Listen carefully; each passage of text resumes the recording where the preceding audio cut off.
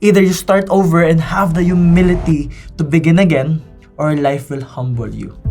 Life will push you hard para bumaba ka. Kasi wala kang choice. Para akyatin mo tong next level na to, kailangan mong bumaba. The good news is, bago ka makarating dito sa tuktok, may mga tao kang mamimit na kagaya mo, na galing din dito. At sila yung makakasama mo pag akyat dito sa bundok na to. And you will share the same experience. So maybe this is you as an employee or a freelancer and then now starting to build your business. And of course, there's the next goal. A bigger business. Expansion. This is a bigger mountain to climb. It's a bigger goal.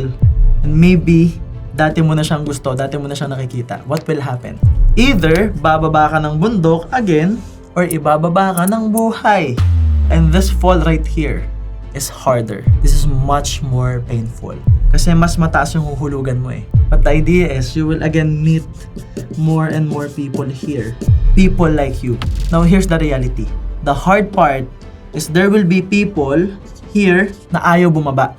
Na probably nakasama mo dito, nakasama mo sa tuktok, pero hindi mo na makakasama sa next level success. You have to learn how to let go, and that's mental toughness. You have to think beyond how you feel. That's mental toughness.